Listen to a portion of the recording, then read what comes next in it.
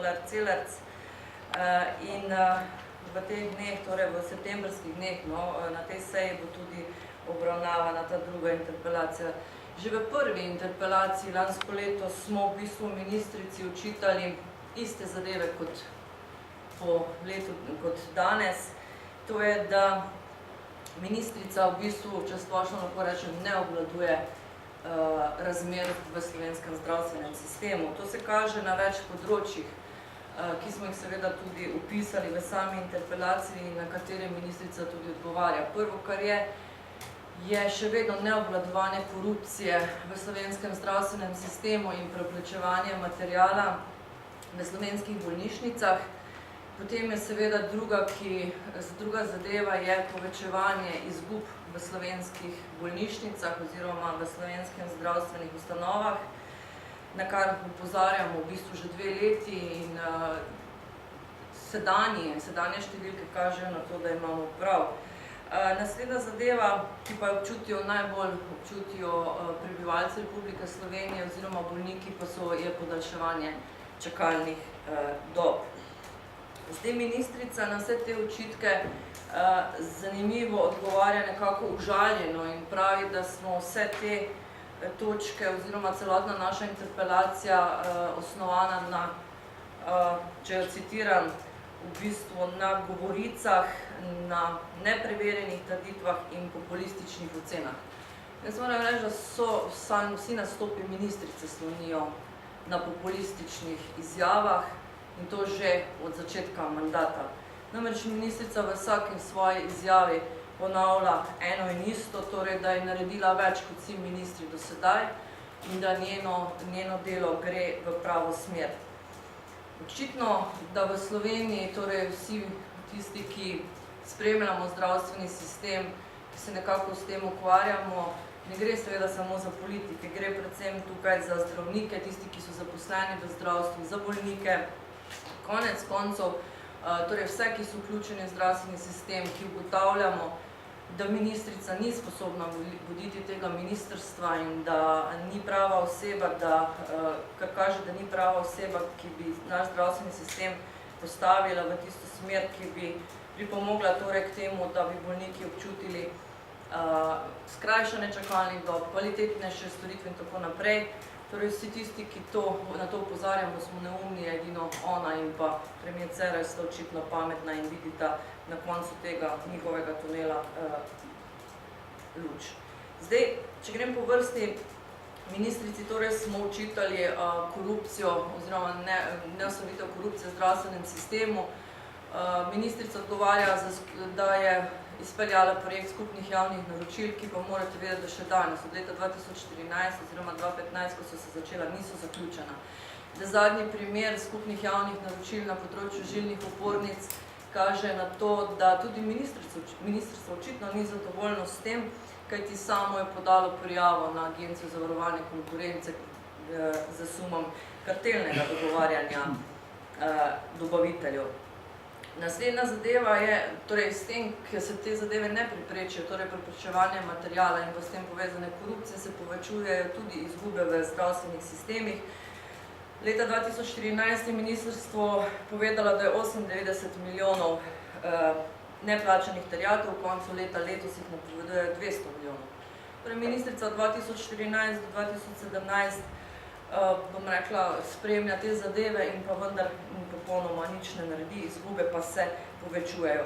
Njen edini ukrep, ki je zaradi izgub, tako pravi, je racionalizacija v smislu združevanja bolnišnic, na katere pa tudi vsi opozarjajo, da ni prava smer, kajti Topolšico priključiti recimo tudi bolnišnici Celje, ki je v izgubah, je neprimerno. Naslednja stvar je otroška srčna kirurgija. Na tem področju ministrica pravi, da je to otroško srčno kirurgijo spremlja že od leta 2012. Od leta 2012 Milojka Kolar Celarc zgleda, kako v bistvu ta program v Sloveniji propada in v koncu leta 2016 naj bi UKC podpisal pogodbe z tujimi centri. Torej na otroški srčni kirurgiji se to ni zgodilo in ministrica je sedaj, bom rekla, po pol leta oziroma po 7 mesecih reagirala tako, da so ustanovili programski svet v katerem ima ministrstvo večino in to naj bi se tam potem urejalo.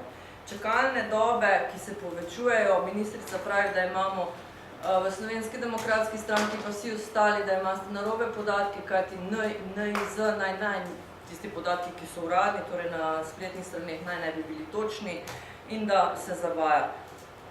Skrajševanje čakalnih dob naj bi se, torej čakalne dobe naj bi se skrajšale z enkratnimi dodatnimi programi, za katere je namenjenih kar nekaj milijonov, v letu 2016 8 milijonov, 2017 41 milijonov, 2018 58 milijonov. Če pa pogledate realizacijo, pa je realizacija v 2016 bila 74%, v UKC Ljubljana, našem največjem javnem zdravstvenem zavodu, le 9%, in pa, da je sedaj sredi leta ta realizacija 20%. Kam gredo vsi ti milijoni, se lahko vprašamo. Ministrica bo namenila tudi 18 milijonov za delovno uspešnost zdravnikov, ki bodo pač skrajševali čakalne dobe. Morate povedati, da recimo v UKC Ljubljana zdravniki, pa ne pravim, da so krivi zdravniki, ampak verjetno organizacija, niti ne izpolnejo rednega programa, kaj šele dodatni program za skrajševanje čakalnih dob. To je bila izjava direktorja zavarovalnice gospoda Šušlja na eni izmed sej pred počitnicami.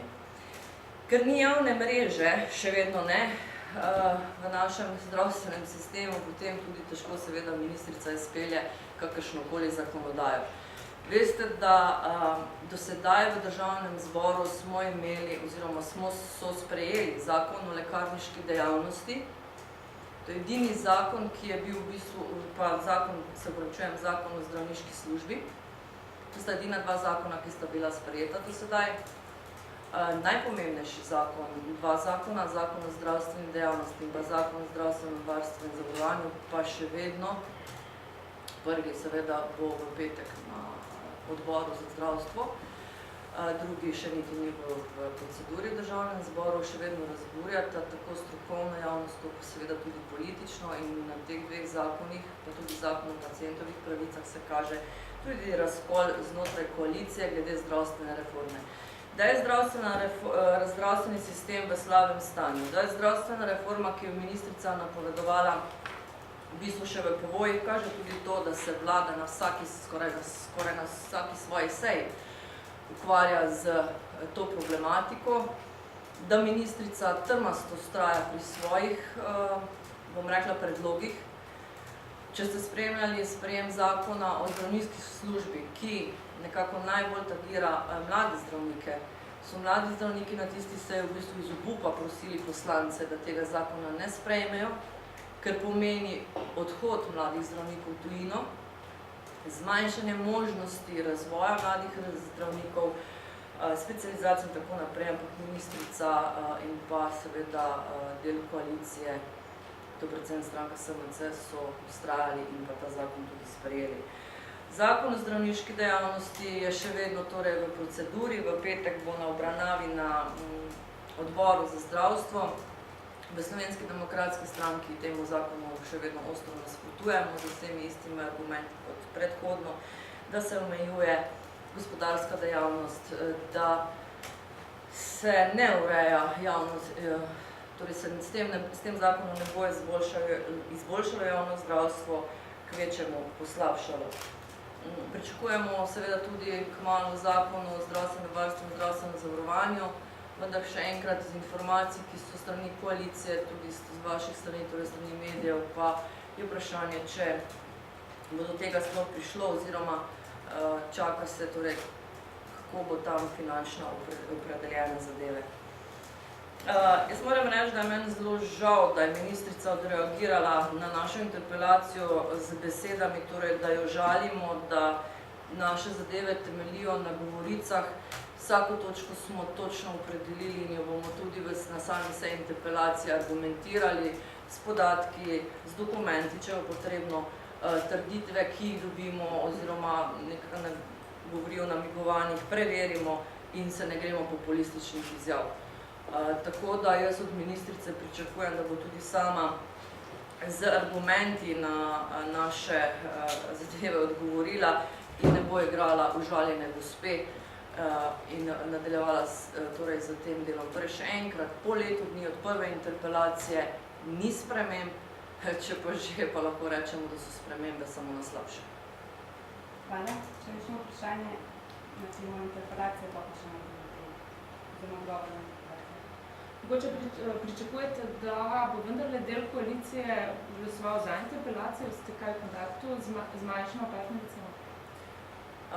Odzivi, ki so bili takrat v vložitvi interpelacije, so bili v bistvu za nas pozitivni. Torej, odgovori so bili, vsaj vam novinarjem, pa tudi, moram reči, tudi na hodnikih Državnega zbora, da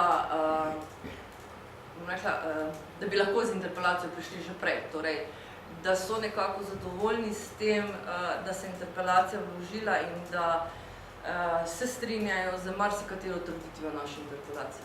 Kakšno pa bo glasovanje oziroma kakšna bo odločitev koalicije, pa veste sami, da do pritiska na gumb nikoli ne vemo.